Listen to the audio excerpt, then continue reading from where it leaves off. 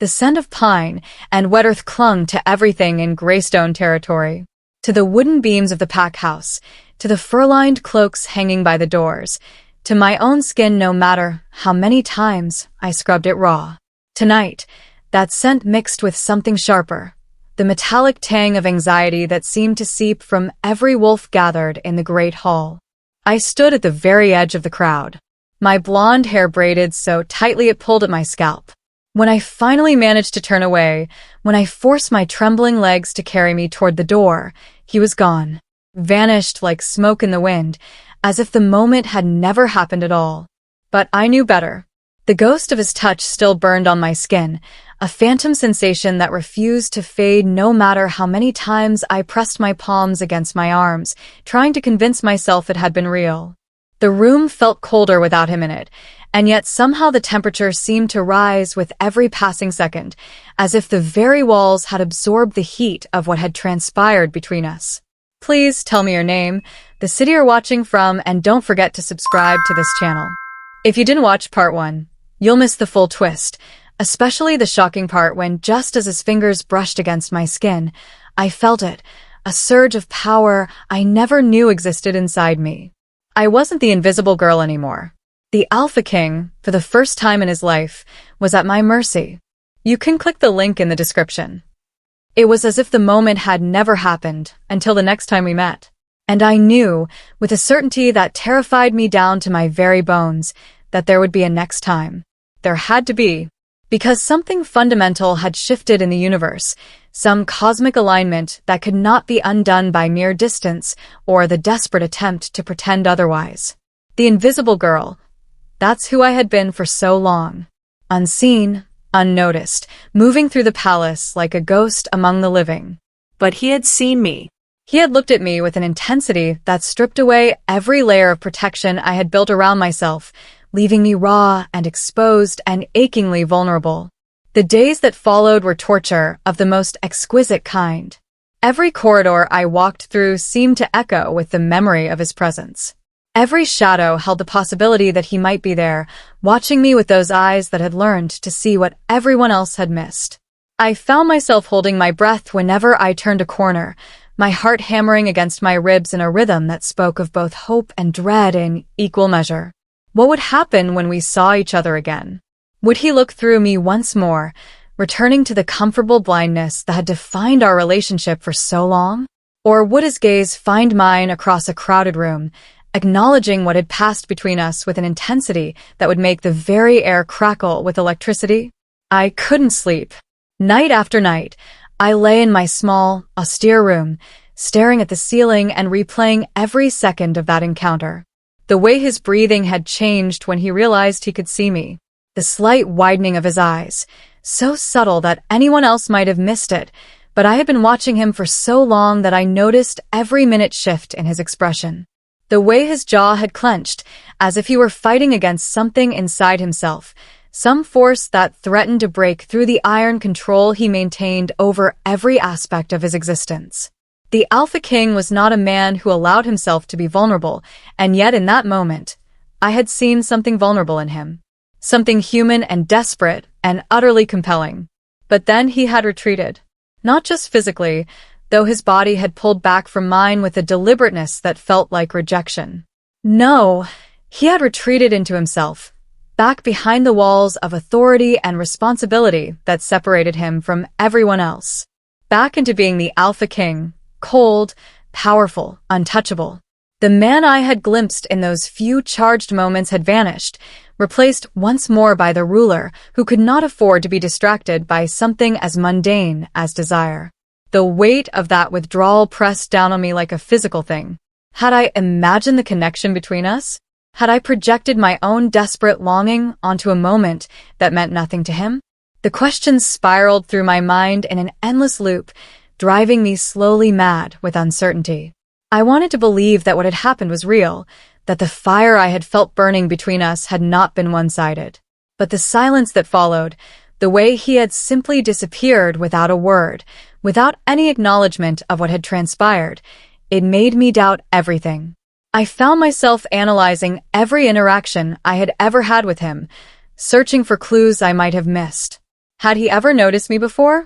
Had there been moments, tiny fragments of time, when his attention had lingered on me for just a second longer than necessary?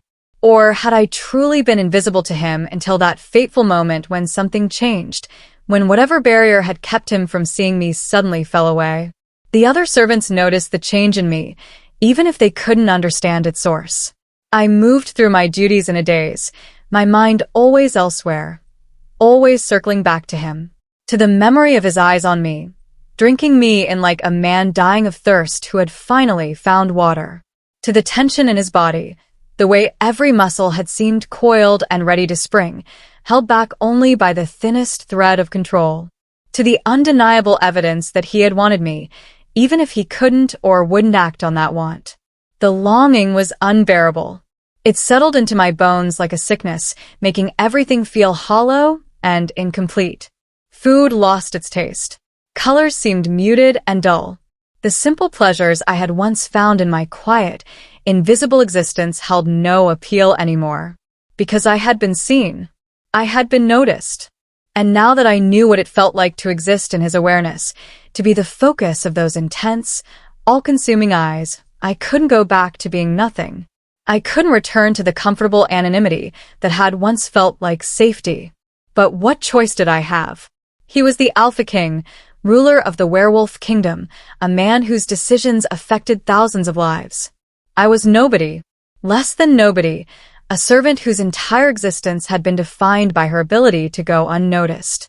The gulf between us was so vast it might as well have been an ocean, impossible to cross without destroying myself in the attempt. Yet I couldn't stop thinking about him. Couldn't stop remembering the way his breath had hitched when our eyes locked. The way his hands had clenched at his sides, as if he were physically restraining himself from reaching out to me. The hunger in his gaze, raw, primal, undeniable. He had wanted me. The Alpha King, who could have any woman in the kingdom, who had his pick of beautiful, powerful females who actually existed in his world, had looked at me with desire so intense it had felt like being burned alive. The confusion swirled through me like a storm, making it impossible to find solid ground. What did he want from me? What did I want from him? The questions seemed simple on the surface, but the answers were impossibly complex, tangled up in issues of power and position and the fundamental impossibility of our situation. Even if he wanted me, and I still wasn't entirely convinced that I hadn't imagined the whole thing, what could possibly come of it? A brief affair, conducted in shadows and secrecy, hidden from the pack that looked to him for leadership? A moment of passion that would ultimately mean nothing, changing his life not at all while completely destroying mine? I tried to be practical, to talk sense into myself during the long, sleepless nights.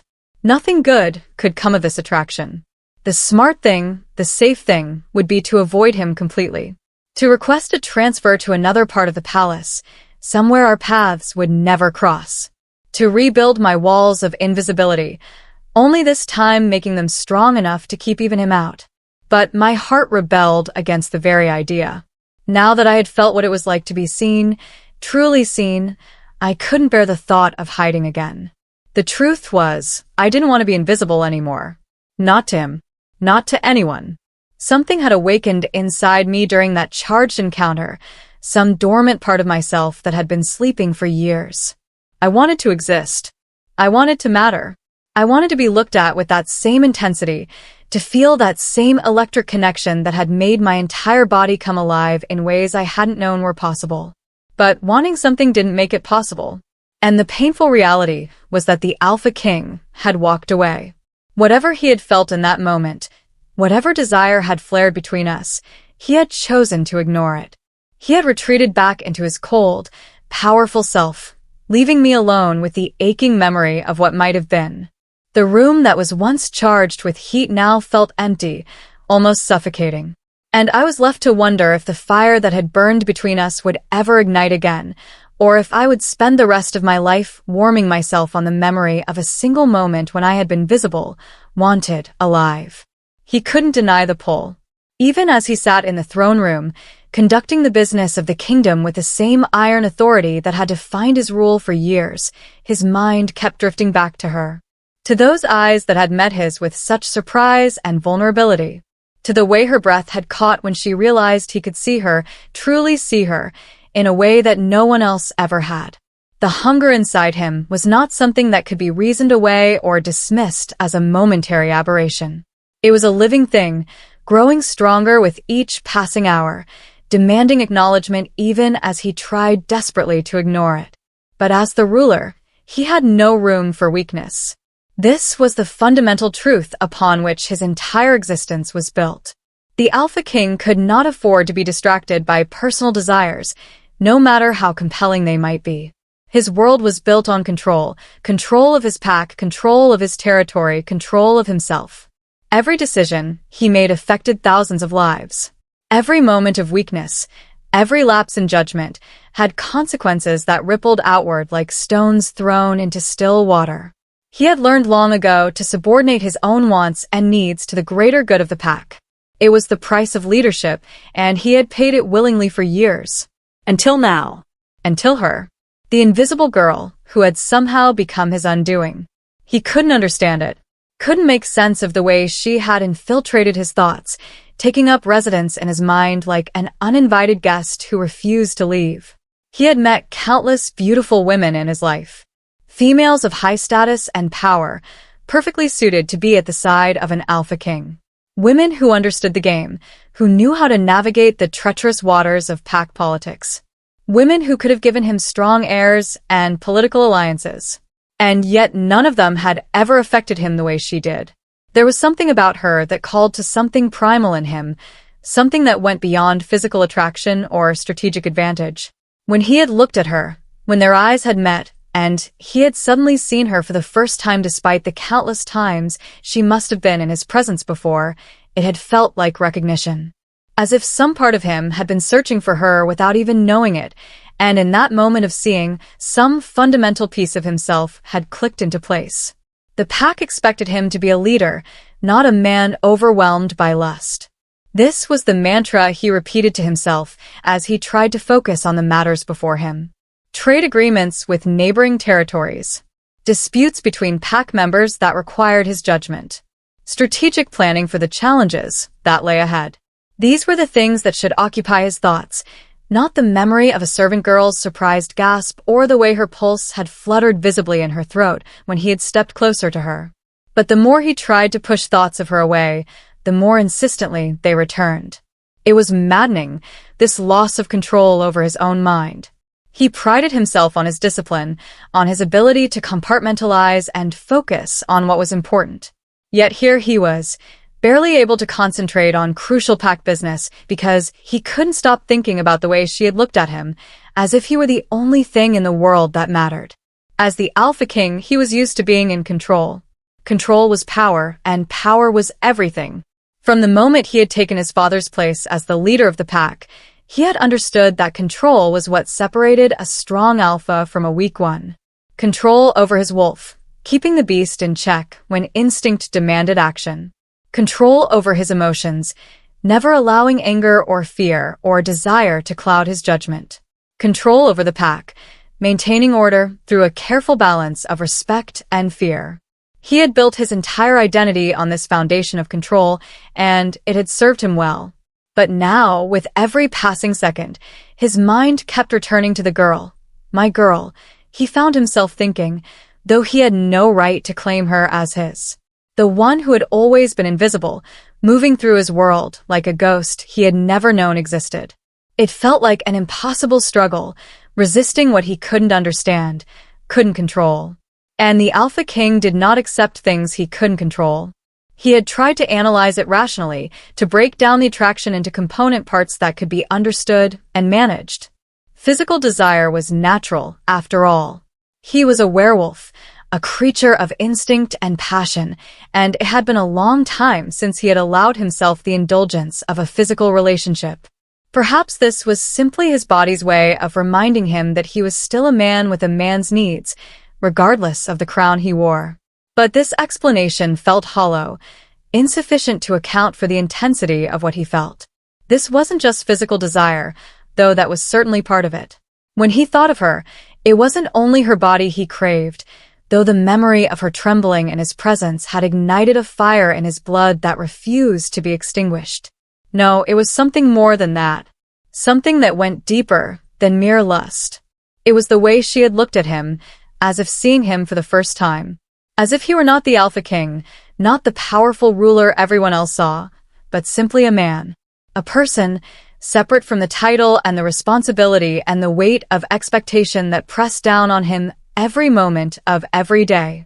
When was the last time someone had looked at him that way? When had he last felt like anything other than the role he played? The realization disturbed him more than he wanted to admit. Had he become so consumed by his position that he had lost sight of the man beneath the crown? Had the Alpha King completely subsumed the person he had once been, leaving nothing but duty and responsibility and the endless burden of leadership? And if so, what did it mean that this invisible girl had somehow managed to reach past all of that, to touch something in him that he thought had died years ago? He found himself pacing in his private chambers, unable to sit still, unable to focus on anything but the war raging inside him. One part of him, the rational, responsible part that had guided him successfully for years, insisted that he needed to forget about her. That this attraction was a distraction he couldn't afford. That pursuing it would be selfish and potentially dangerous, not just for him, but for her as well. What could he possibly offer her? A secret affair that would end the moment it became inconvenient?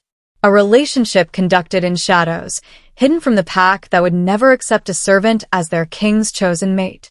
Because that was what his wolf was telling him she was. His mate. The word echoed through his mind with a finality that both thrilled and terrified him. His mate.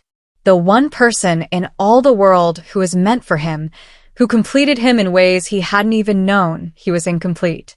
The bond was there, hovering just out of reach, waiting to be acknowledged and claimed. He could feel it tugging at him, drawing him toward her with a force that grew stronger every moment he tried to resist it. But accepting that she was his mate would mean accepting that his entire life was about to change in ways he couldn't control or predict.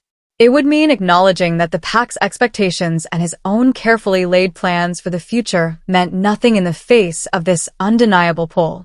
It would mean admitting that he was not, in fact, in control of everything, that there were forces in the universe more powerful than his will, more important than his duty. The Alpha King did not admit weakness. He did not bow to anything or anyone. And yet here he was, brought to his knees by the memory of a girl he had never truly looked at until yesterday. A girl who should have meant nothing to him, who by all rights should have remained invisible to him forever. He thought about the moment he had first seen her, really seen her, and tried to understand what had changed. What barrier had fallen away, allowing him to perceive what had been hidden from him before. She must have been in his presence countless times. How many times had she served him meals, cleaned the rooms he occupied, moved silently through the palace performing her duties while he remained utterly unaware of her existence? The thought made him uncomfortable, made him question how many other things he had been blind to in his single-minded focus on duty and power. And what did it say about him that he had been unable to see her until something changed? What did it say about the kind of man, the kind of alpha he had become? Had he grown so isolated in his position, so removed from the ordinary lives of those around him, that he could no longer see the people who served him as actual individuals? The realization was not a pleasant one. But there was no point in dwelling on past blindness. The question now was what he was going to do about the present. About the undeniable fact that he had seen her, had felt the pull of the mate bond snapping into place, and could no longer pretend she didn't exist. About the hunger that gnawed at him constantly, demanding that he find her, claim her, make her understand that she belonged to him in the most fundamental way possible. Could he do it? Should he? The questions circled endlessly in his mind, finding no resolution. Should he risk his throne, his pack, for the pull of lust and desire? For something that might be nothing more than temporary madness brought on by too many years of denying himself personal happiness? Or was this something more, something worth fighting for even if it cost him everything he had worked so hard to build? He had no answers. Only the certainty that he couldn't stay away from her much longer. only the growing conviction that whatever was between them, whatever force had made her suddenly visible to him, it was not something that could be ignored or suppressed. It would demand acknowledgement, one way or another. Alone in his chambers, the weight of his position pressed down on him more heavily than ever before. He was the Alpha King, the most powerful werewolf in the kingdom, a man who commanded respect and obedience from all who knew him. And yet right now, in this moment, he felt powerless. Helpless in the face of a desire so strong it threatened to overwhelm everything else. Helpless against the pull of a bond he hadn't asked for, but couldn't deny. The woman he once ignored was now all he could think of. The invisible girl who had somehow become the center of his universe, the sun around which everything else orbited. Was she worth it? Was his desire worth the risk of losing everything? His throne, his pack, the respect and authority he had spent years cultivating?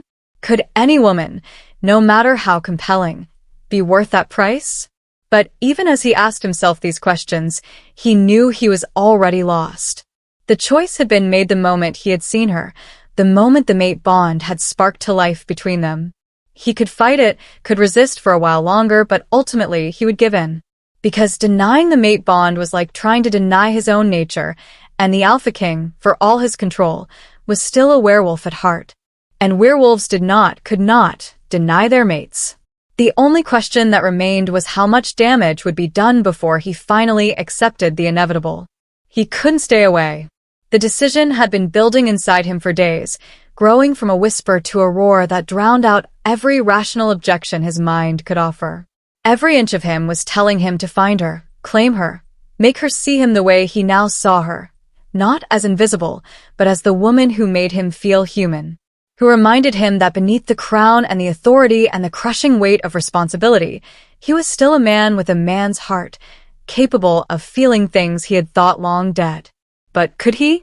Should he risk his throne, his pack, for the pull of lust and desire? The question plagued him even as he moved through the palace with new purpose, his eyes scanning every corridor, every room, searching for her. Because it wasn't just lust, wasn't just desire, no matter how much easier it would be if that were all this was. Lust could be satisfied and forgotten. Desire could be controlled, channeled, ignored. But this was something else entirely.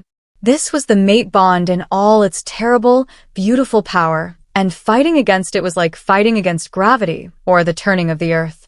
Ultimately futile. With every step towards the throne room, the weight of his decision pressed down on him. He was about to do something that could change everything, that could alter the course of his reign, and potentially destabilize the carefully maintained order of the pack. The rational part of his mind screamed at him to stop, to think this through more carefully, to consider the consequences before taking action. But the wolf inside him, the primal part of his nature that knew things the human mind couldn't comprehend, urged him forward with an insistence that could not be denied. He couldn't ignore her anymore. The kingdom could wait. His pack could wait.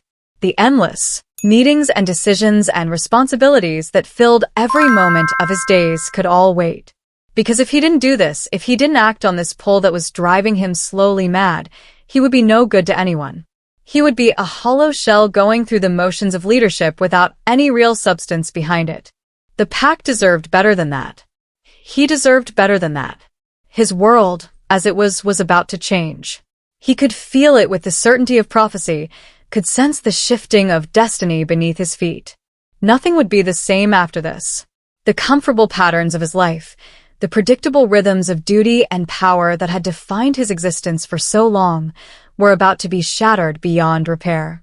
And the terrifying thing was that he found himself welcoming it, craving the chaos and uncertainty that came with change, if it meant he could have her.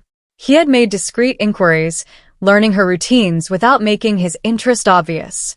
He knew where she would be at different times of day, knew the path she took through the servants' corridors, knew the small room she occupied in the far wing of the palace.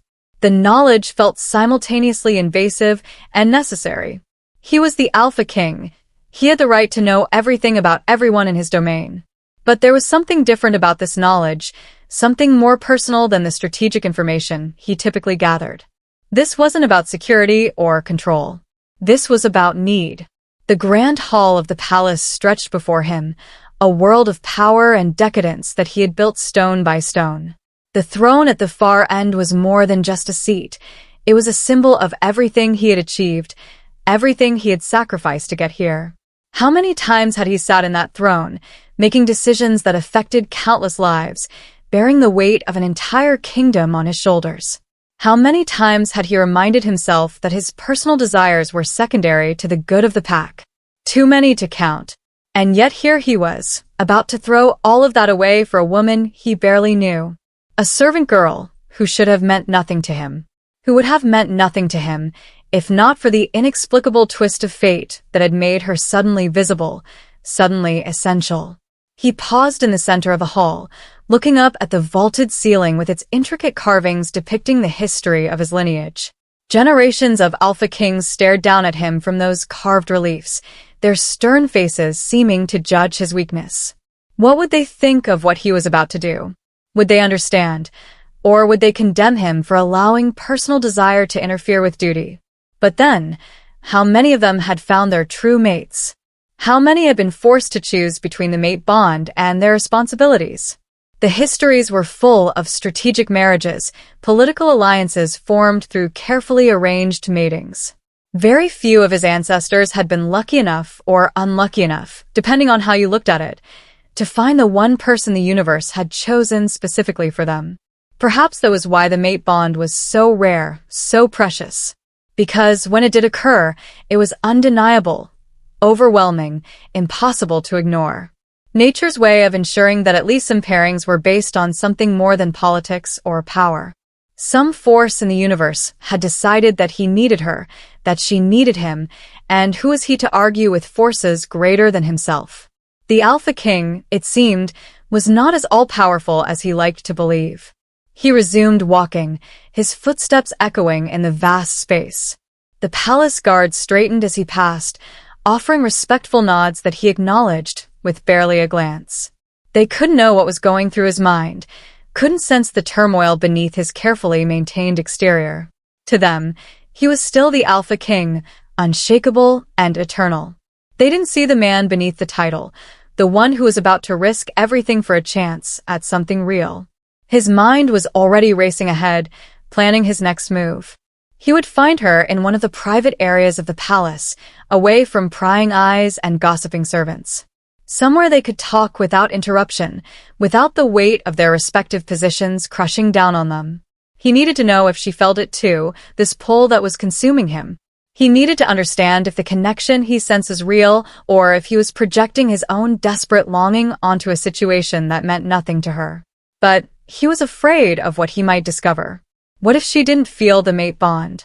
What if, for some reason, it was one-sided, and he was destined to spend the rest of his life craving someone who would never want him the same way? The thought was almost unbearable. The Alpha King was not accustomed to rejection, to wanting something he couldn't have. His entire life had been about power and control, about bending the world to his will. But you couldn't force a mate bond. It either existed or it didn't, and all the power in the world couldn't change that fundamental truth. As he walked, he became aware of the changes in himself, the ways this obsession had already altered him.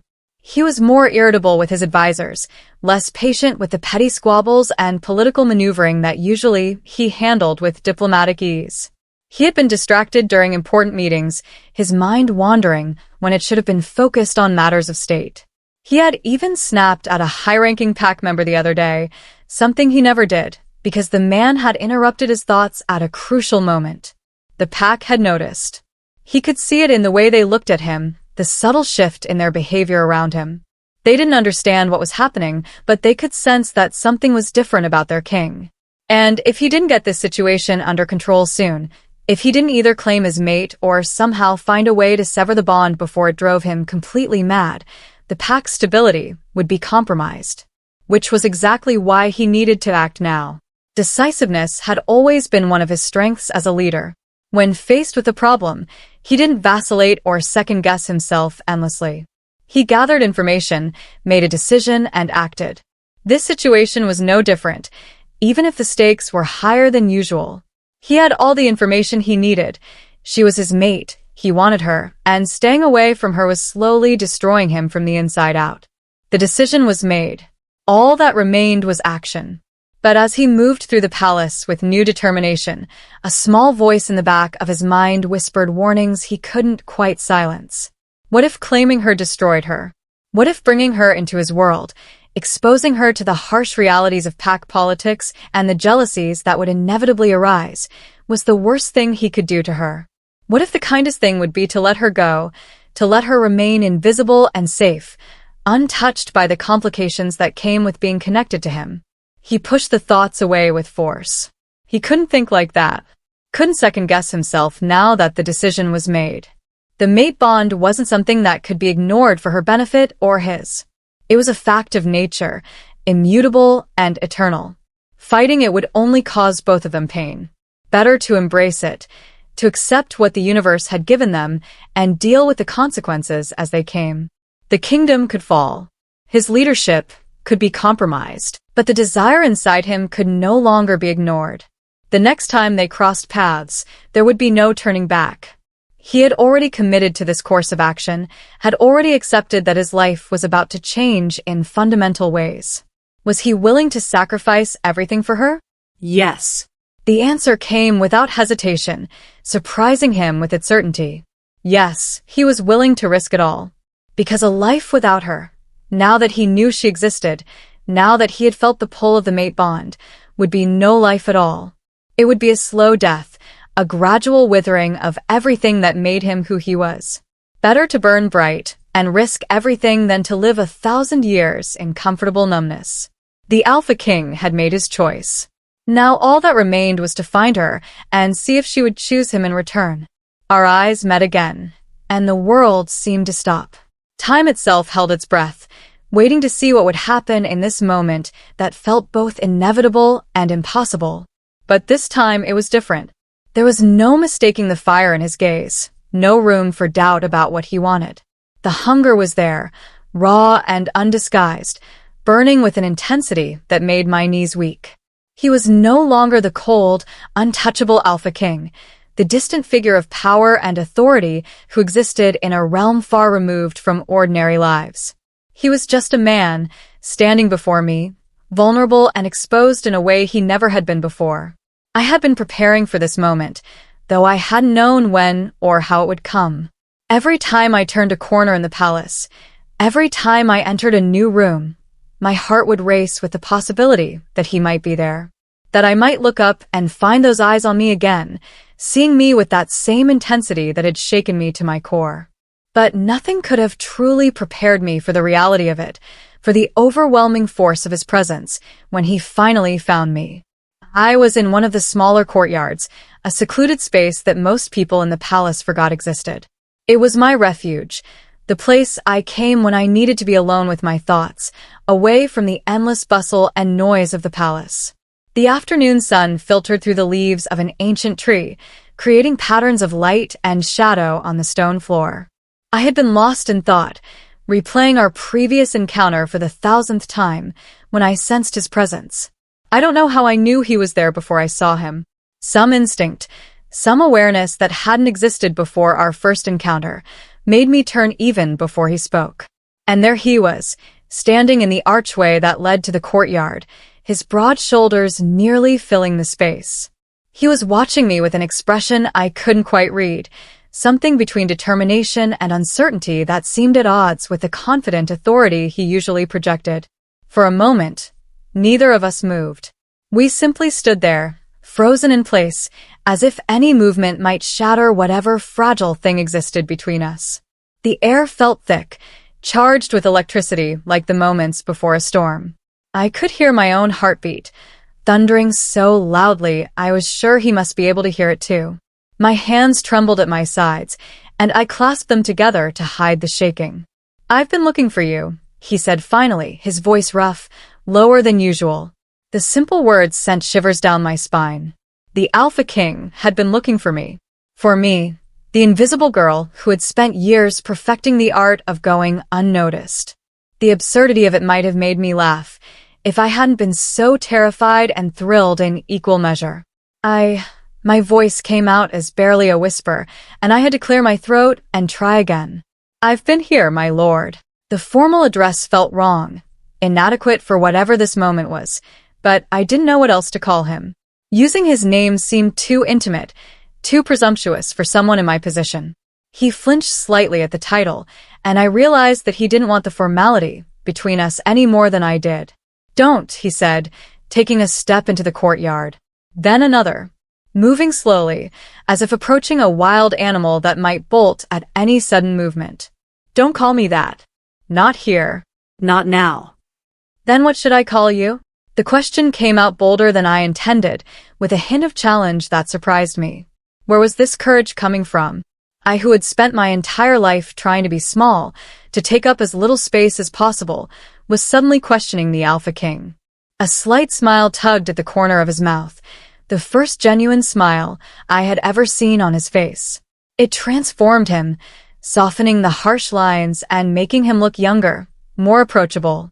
"My name," he said simply. "Just my name." His name. I had heard it spoken countless times, had heard others address him with varying degrees of respect and formality. But I had never said it myself, had never had reason to. Speaking it now felt like crossing some invisible boundary, like stepping over a line that could never be uncrossed. But I did it anyway.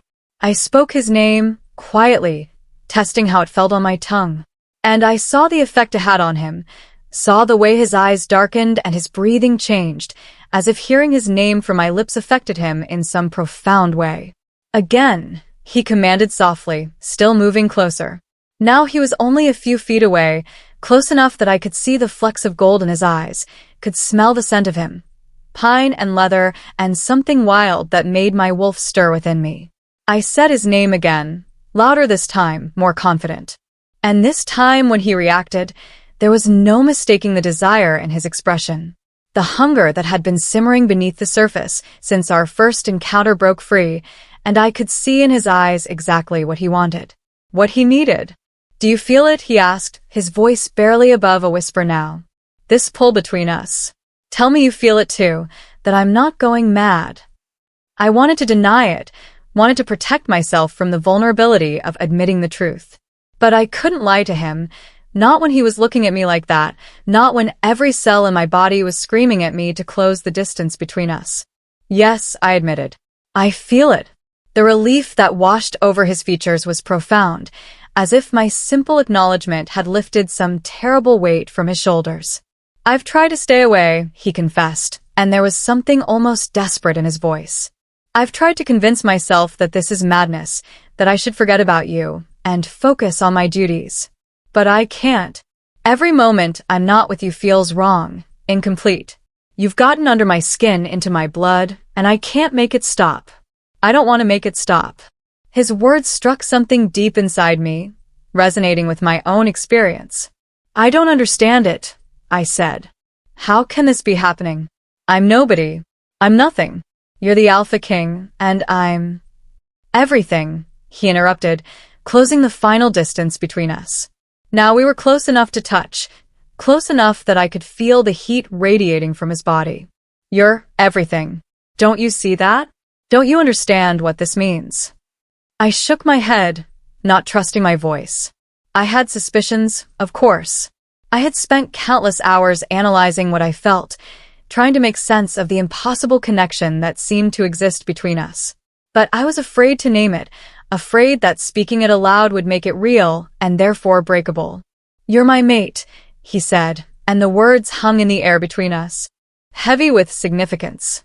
"The universe has chosen you for me, and me for you. This pull we feel, this hunger that consumes us both, it's the mate bond. The rarest, most precious thing in our world. And I can't fight it anymore.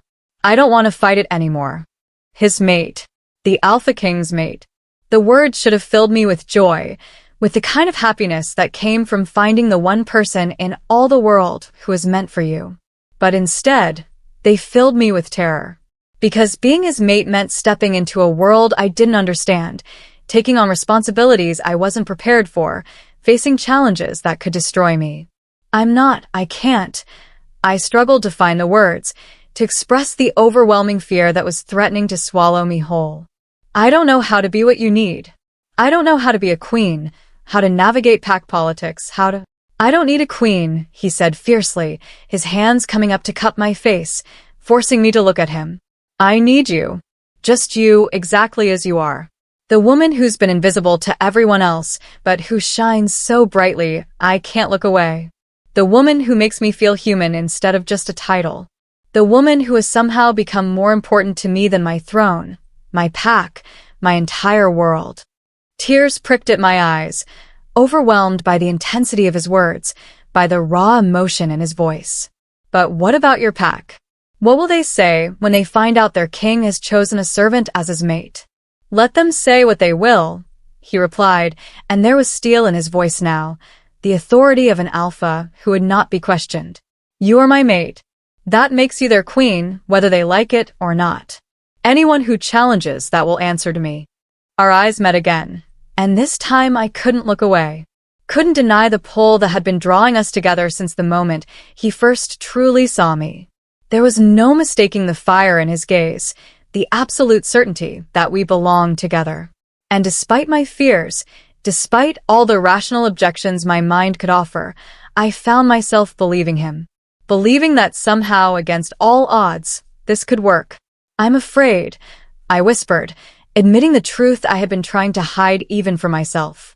So am I, he admitted, and the vulnerability in his confession took my breath away.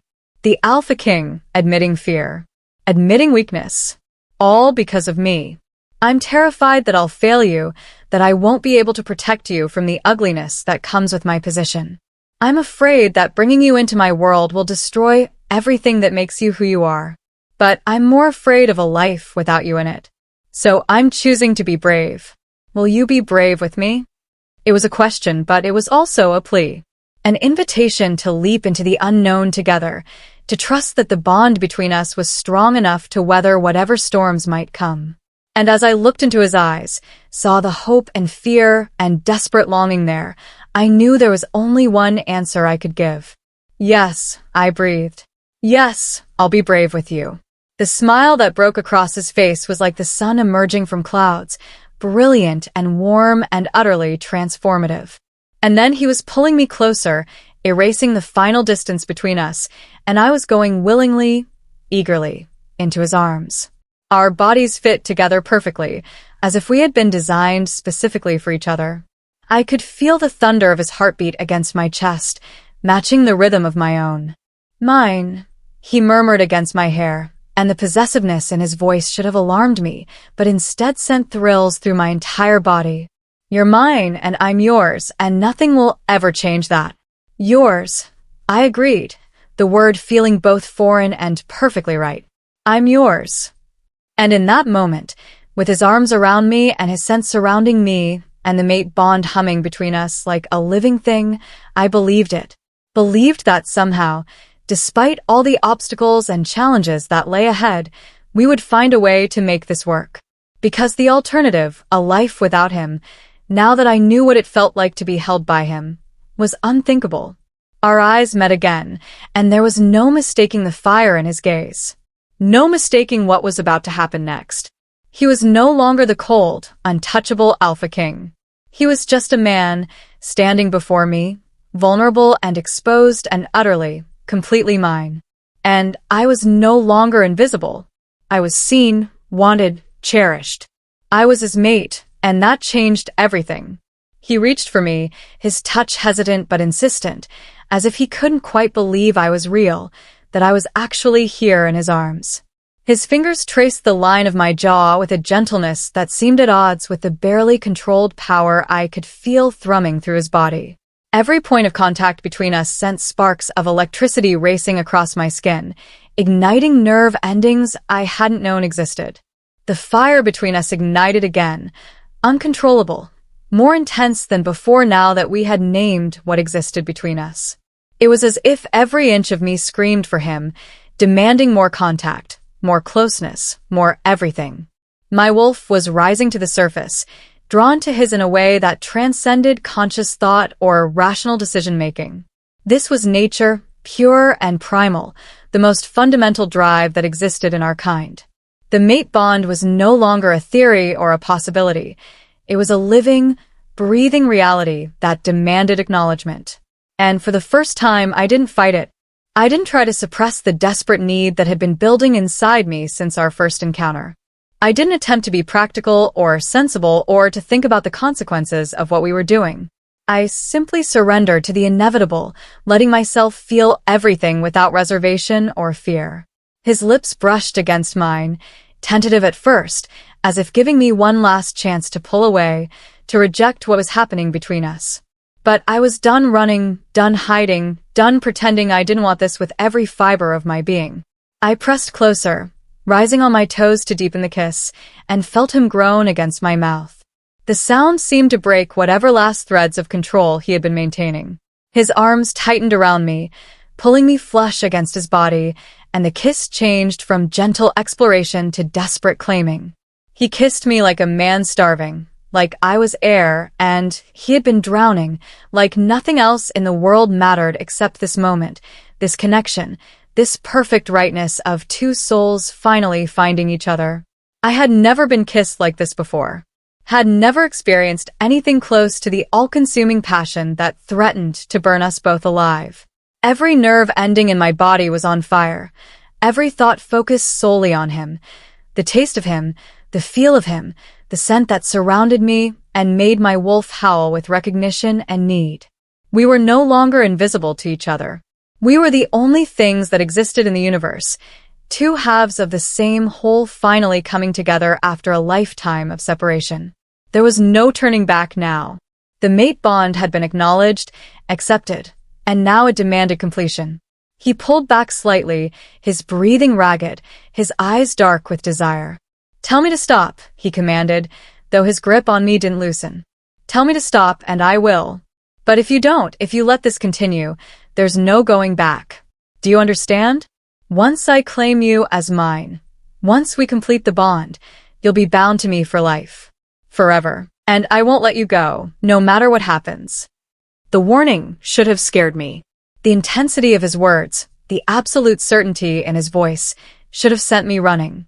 But instead, they sent a thrill through me that had nothing to do with fear and everything to do with desire. "Don't stop," I whispered. "Please don't stop." Something fierce and triumphant flashed in his eyes. "Mine," he growled, and the word was both a promise and a claiming. "Say it." "Say you're mine." "I'm yours," I breathed, and the words felt like the truest thing I had ever spoken. "I'm yours and you're mine. Forever," he insisted, needing the confirmation, needing to hear me accept the permanence of what we were doing. Forever? I agreed, and I meant it. Even knowing that this decision would change my life in ways I couldn't begin to predict, even knowing that there would be challenges and obstacles, and people who would try to tear us apart, I meant it. Because being with him, being his mate, felt more right than anything else I had ever experienced. He claimed my mouth again, and this time there was nothing hesitant about the kiss. It was demanding, possessive, claiming me in the most fundamental way. His hands roamed over my body, learning the shape of me, mapping every curve and plane as if committing them to memory. And I responded in kind, my own hands exploring the hard planes of muscle beneath his shirt, marveling at the strength barely contained beneath his skin. The courtyard around us faded away. The palace, the pack, the entire world ceased to exist. There was only this, the two of us, coming together with an inevitability that felt written in the stars. The fire between us burned hotter, consuming rational thought and leaving only pure sensation in its wake. I could feel his heart racing against my palm, could hear the barely controlled wolf in his growl as he trailed kisses down my neck. Every touch, every caress, felt both new and familiar, as if my body had been waiting for his touch my entire life without knowing it. As if every moment before this had been merely preparation for right now. "I've dreamed of this," he murmured against my skin, his voice rough with need. "Since the moment I first saw you, truly saw you, I've been consumed by thoughts of touching you, tasting you, making you mine in every way possible." His confession sent heat flooding through my veins. "I've thought of nothing else," I admitted, my own voice shaky with desire. "Every moment, waking and sleeping, you've been there in my mind." I tried to resist, tried to tell myself it was impossible, but the bond won't be denied, he finished, understanding completely. It pulls at us, demands acknowledgement, refuses to be ignored. And why should we ignore it? Why should we deny ourselves this gift the universe has given us? Why indeed? In this moment, with his hands on my body and his lips on my skin, and the mate bond singing between us like a perfectly tuned instrument, I couldn't think of a single reason to resist. Every objection my rational mind had raised seemed insignificant compared to the overwhelming rightness of being in his arms. "I want you," I breathed, abandoning any pretense of modesty or restraint. "I want all of you. I want to complete the bond, to be yours in every way that matters." The groan that escaped him was pure masculine satisfaction. "You have no idea what you do to me," he said, his voice strained with the effort of maintaining control. "What it costs me to go slow, to be gentle with you, when every instinct I have is screaming at me to claim you completely, right here, right now." "Then don't be gentle," I said, surprising myself with my boldness. "I'm not fragile. I won't break. I want you as much as you want me. So stop holding back." For a moment, he froze, searching my face as if to make sure I meant it. And then whatever last thread of control he had been maintaining snapped completely. He lifted me effortlessly, pressing me back against the ancient tree that shaded the courtyard, and I wrapped my legs around his waist, pulling him closer, needing to eliminate even the smallest space between us. The fire between us was uncontrollable now, a wildfire that consumed everything in its path. There was no room for doubt or fear or irrational thought. There was only need, pure and primal and utterly undeniable. Only the overwhelming compulsion to complete what we had started, to seal the bond that had been forged the moment our eyes had first truly met. "Mine," he growled again, and I could hear his wolf in the sound, could feel the barely leashed power threatening to break free. "Say it again. I need to hear you say it again." "Yours," I gasped, lost in sensation, drowning in the intensity of what I felt. "I'm yours. Only yours. Forever yours." And with those words, the last barrier between us dissolved completely. We came together in a fusion of heat and hunger and desperate need, the mate bond flaring to life between us with such intensity it was almost painful. I could feel him in my mind, in my soul, in every cell of my body. And he could feel me too, I knew, could sense my emotions and desires and the overwhelming love that was already taking root in my heart. We were no longer two separate beings. We were one, bound together by forces older and more powerful than anything either of us could fully comprehend. The mate bond had been completed, sealed, made permanent. There was no going back now, no undoing what had been done. We belonged to each other, in this life and all lives to come. As the intensity gradually faded to a warm glow, as our breathing slowly returned to normal and the world began to filter back into my awareness, I became conscious of tears on my cheeks. But they weren't tears of sadness or regret. They were tears of overwhelming joy, of relief, of the profound rightness of finally finding my place in the world. He noticed them too, and gently wiped them away with his thumbs, his expression soft with an emotion that took my breath away. "Don't cry," he murmured, pressing gentle kisses to my forehead, my cheeks, my eyelids. "Please don't cry." "I'm not sad," I assured him, my voice thick with emotion. I never thought I could be this happy. I never thought I deserved this." "You deserve everything," he said fiercely, cupping my face in his hands and forcing me to meet his eyes. "You deserve the world, and I'm going to spend the rest of my life trying to give it to you. You're my mate, my queen, my everything. Don't ever doubt your worth." I believed him. In that moment, wrapped in his arms with the mate bond humming contentedly between us, I believed every word. And for the first time in my life, I felt truly seen, truly valued, truly loved. I was invisible no more. Could he face the consequences of this forbidden attraction? The question haunted him in the quiet moments after, when the fire of passion had cooled to embers and reality began to creep back in with all its complicated demands. The pack had rules, and so did he.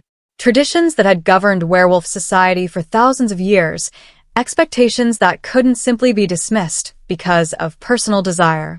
Yet, with each passing day, his thoughts strayed back to the invisible woman who had now become his obsession, his mate, his everything. He couldn't lead his pack while tangled in such personal chaos. Or could he? The question was more complex than it appeared on the surface. Because while the mating had brought him a sense of completion he hadn't even known he was missing, it had also opened up a Pandora's box of complications that threatened to overwhelm everything he had built. The pack's reaction, when they learned of his choice, would be significant, possibly catastrophic. She was not of royal blood. She had no connections to powerful families, no political advantages to bring to a union. She was, by all traditional measures, completely unsuitable to be the Alpha King's mate and queen. The council would object. The high-ranking families who had been positioning their daughters for years, hoping to secure an alliance through marriage, would be outraged. There would be challenges to his authority, questions about his judgment, possibly even threats to his throne. And yet, as he held her in his arms, feeling the steady beat of her heart against his chest and the contentment of the mate bond thrumming between them, he couldn't bring himself to regret his choice. Not even for a moment. Not even when the full weight of what he had done began to settle on his shoulders like a physical burden. Alone in his chambers now, having reluctantly left her to return to his duties, the weight of the moment pressed down on him with crushing force. The woman he once ignored was now all he could think of. Every decision he made, every action he took, was filtered through the lens of how it would affect her, how it would protect her, how it would secure their future together. Was she worth it? Was his desire worth the risk of losing everything? The questions felt almost offensive. Of course she was worth it. She was his mate, the other half of his soul. In the hierarchy of importance, she outranked his throne, his pack, his entire kingdom. That was the fundamental truth of the mate bond, the reason it was considered both the greatest blessing and the most dangerous vulnerability a werewolf could experience. Because once you found your mate, nothing else mattered quite as much. Everything else became secondary to protecting and cherishing the one person the universe had chosen specifically for you. But acknowledging that truth didn't make the practical complications any easier to navigate. He was not just a man in love. He was the Alpha King, responsible for the welfare of thousands. His decisions affected entire territories, shaped the future of his people. And now he had made a choice that would reverberate through the pack with consequences he couldn't fully predict. The council would need to be told. That was the first order of business, the first challenge he would have to face. He would summon them, announce that he had found his mate, and watch their faces as he revealed her identity. There would be shock, certainly. Disbelief. Probably anger from some quarters. The older, more traditional members would cite precedent, would argue that a king's mate needed to bring strategic value to the union. They would point to the carefully maintained bloodlines, the centuries of selective breeding designed to produce the strongest alphas. And he would tell them, in terms that left no room for argument, that she was his mate and therefore their queen, regardless of her birth or station. That the mate bond superseded all other considerations, and anyone who challenged that fundamental truth would be challenging him directly. He would use every ounce of authority he possessed, every bit of intimidation his position afforded him, to make them accept what could not be changed. But would it be enough? That was the question that kept him awake at night, pacing his chambers like a caged animal. Would his authority be sufficient to overcome centuries of tradition and prejudice? Or would this decision fracture the pack, dividing it between those who accepted his mate and those who saw her as an interloper unworthy of her position? The thought of her being subjected to scorn or derision from pack members made his blood boil with protective rage. She had done nothing wrong. She had simply been chosen by fate, plucked from obscurity and thrust into a role she never asked for. The idea that others might make her suffer for that, might treat her with anything less than the respect due to their queen, was intolerable. He would protect her. Whatever it took, whatever he had to do, he would shield her from the ugliness that was sure to come. Even if it meant crushing any dissent with an iron fist, even if it meant ruling through fear rather than respect, he would keep her safe.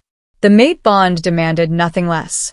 But there were other concerns beyond the pack's reaction. Political ramifications that extended beyond his immediate territory.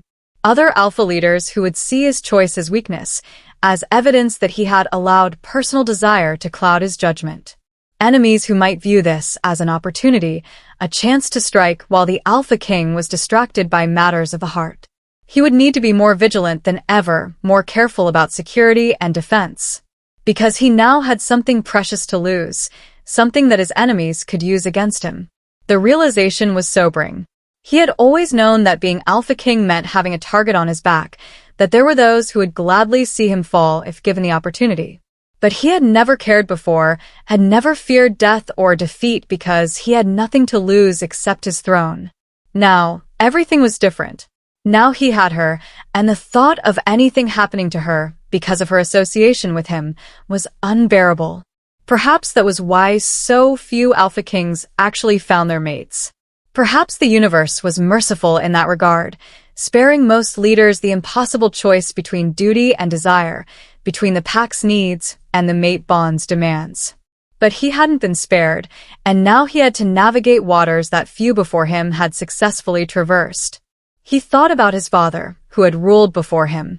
His father had never found his mate, had instead made a strategic marriage to a powerful alpha female who had given him strong heirs, but never his heart. Had that been easier? Had his father's reign been simpler, less complicated, because he hadn't been torn between competing loyalties? Or had he lived his entire life feeling incomplete, always searching for something he would never find? The Alpha King didn't know, and his father had been dead for years, unable to offer advice or guidance. He was alone in this, navigating by instinct and the desperate hope that love would be enough to overcome the obstacles in their path. The woman he once ignored was now all he could think of. Her face filled his thoughts during council meetings. Her voice echoed in his mind when he should have been focused on strategy and defense. The memory of her in his arms distracted him from everything else, making it nearly impossible to concentrate on the mundane details of governance. Was she worth it? Was his desire worth the risk of losing everything? Yes. 1,000 times yes. Even if it cost him his throne, even if it fractured his pack beyond repair, even if it resulted in war and chaos and the complete destruction of everything he had built, she was worth it. Because a life without her, now that he had found her, would be no life at all.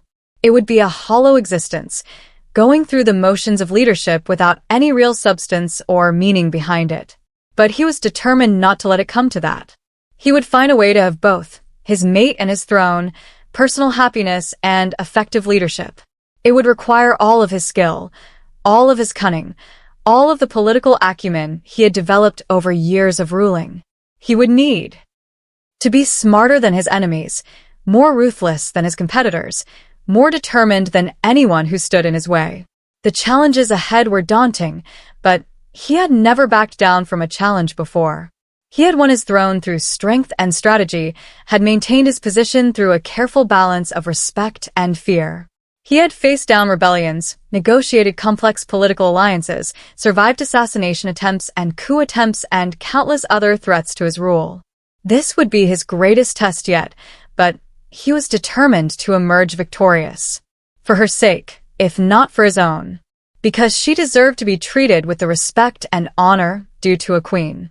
She deserved to live without fear, without being subjected to scorn or derision from those who couldn't see past their own prejudices. She deserved happiness, and he was going to give it to her, no matter what it cost him personally. The decision was made. He would face the council tomorrow, would announce his mating and dare anyone to challenge him. He would use every weapon in his arsenal, authority, intimidation, the fundamental truth of the mate bond, to make them accept what could not be changed. And then he would deal with whatever consequences arose, handling each challenge as it came with the same ruthless efficiency that had characterized his reign thus far. Alone in his chambers, The weight of the moment pressed down on him more heavily than ever before. But beneath the worry and the fear and the uncertainty about the future, there was a core of absolute certainty. She was his mate, and that changed everything. The kingdom could adapt or it could fall, but he would not give her up. He would not deny the mate bond or pretend it didn't exist for the convenience of others. The woman who once ignored was now all he could think of. And that, he realized, was exactly as it should be. Was she worth it? Was his desire worth the risk of losing everything? The answer was yes, unequivocally yes. And anyone who couldn't accept that would simply have to be dealt with. The kingdom could fall. His leadership could be compromised. Alliances could crumble. Enemies could strike. Chaos could reign.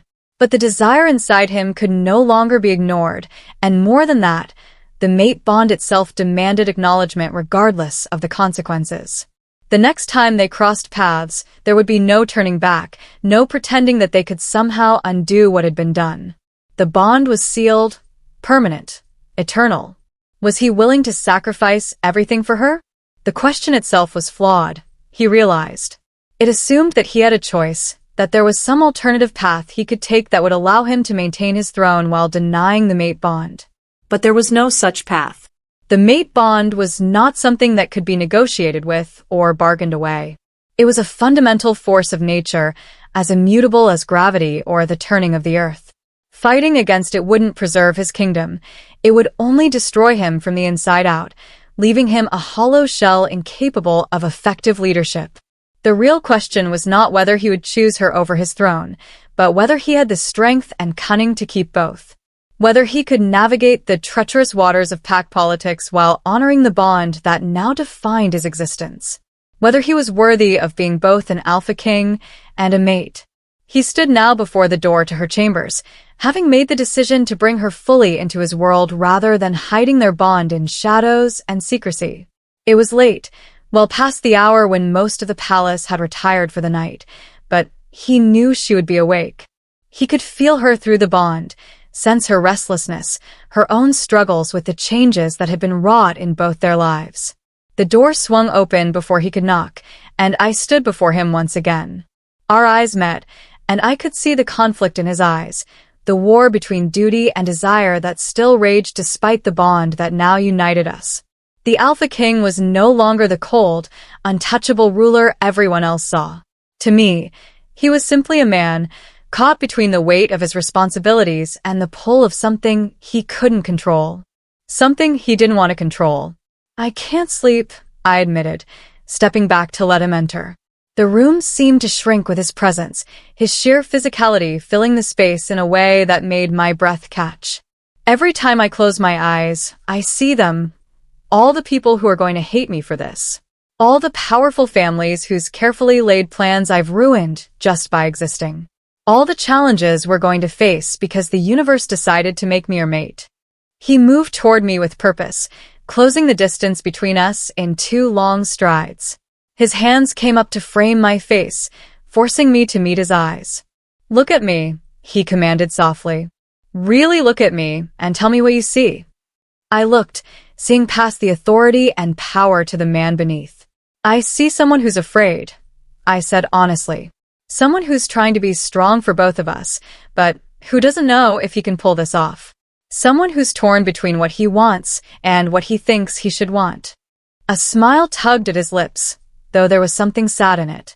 "You see me more clearly than anyone else ever has," he said. "That's one of the things I love about you. You don't see the Alpha King. You see me, just me, with all my doubts and fears and weaknesses laid bare." "I do see the Alpha King," I corrected. "But I see the man too. I see both, and I'm terrified because I don't know how to be what the Alpha King needs while also being what the man wants. They seem like incompatible goals." He pulled me close, wrapping his arms around me in an embrace that felt both protective and desperate. "What if they're not?" he murmured into my hair. "What if being what I need and being what I want are the same thing?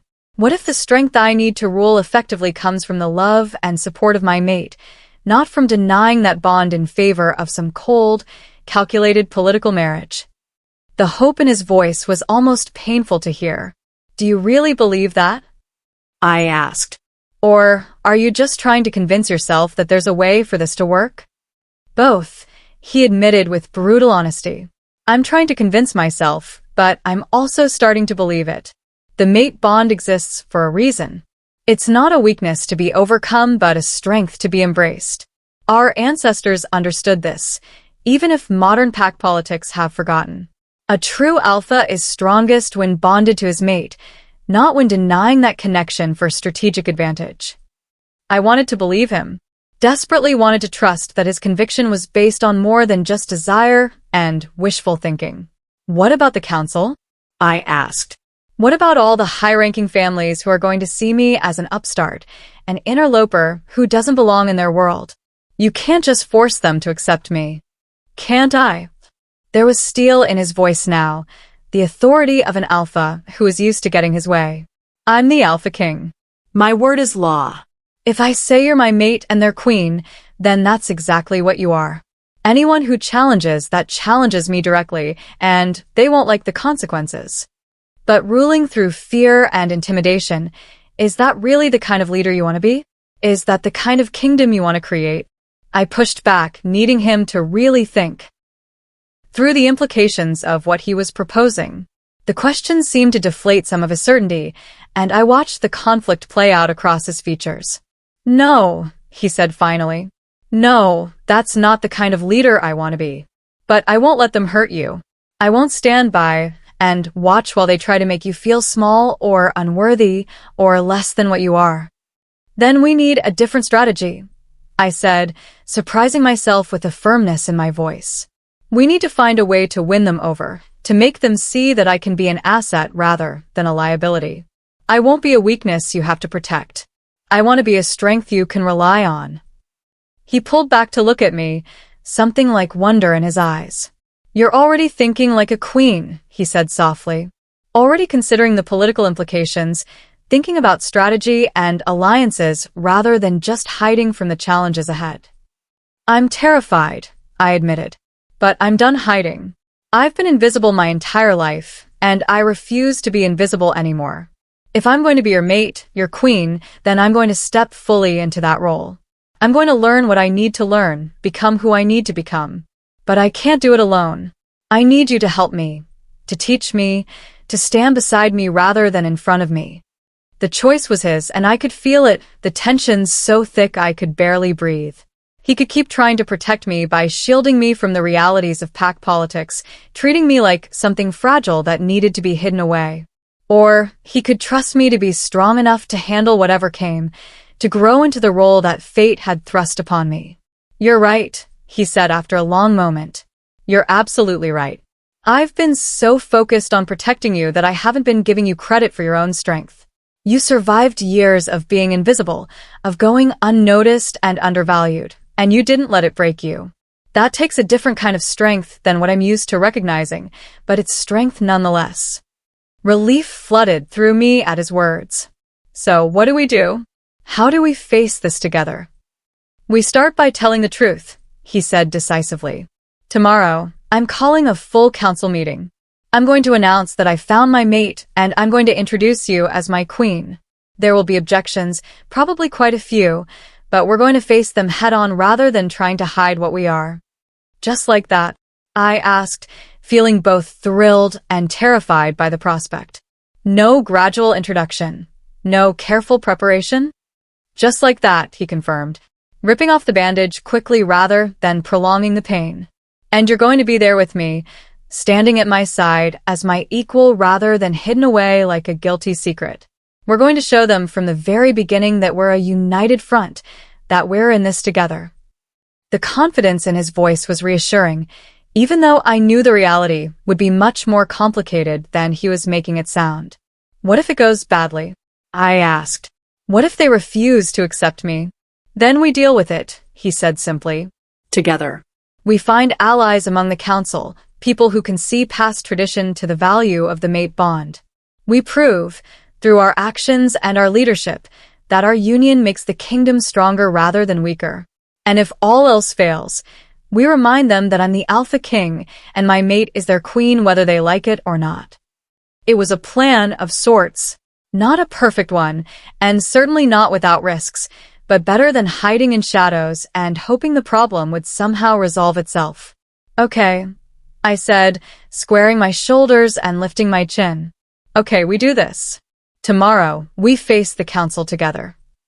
The pride in his eyes made my heart swell. Together, he repeated, sealing the promise with a kiss that was both tender and fierce. Whatever comes, we face it together. The door between us had closed, both literally and metaphorically.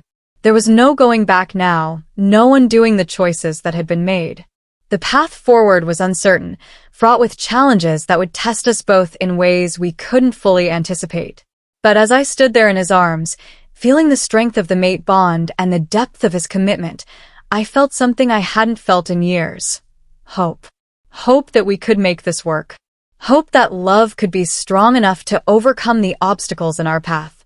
Hope that the invisible girl and the Alpha King could somehow forge a new kind of partnership, one that honored both duty and desire, responsibility and passion. The kingdom could fall, but it wouldn't. Not if we had anything to say about it. His leadership could be compromised, but it wouldn't be. Not when we stood together, united by a bond that transcended politics and power. The choice had been made, and there was no turning back. We would face whatever came with courage and determination, proving to the pack and to ourselves that the mate bond was not a weakness to be hidden but a strength to be celebrated. The door swung open to our future, and though the path was dark and uncertain, we would walk it together. The Alpha King and his invisible mate, no longer separate but one, ready to face whatever challenges awaited with the unshakable conviction that we were exactly where we were meant to be. Together. Always together. And that would be enough. Thanks for watching. Like, subscribe, and leave a comment below telling us what you think of the Alpha King's transformation. Don't forget to hit the notification bell so you don't miss the next chapter in this thrilling journey.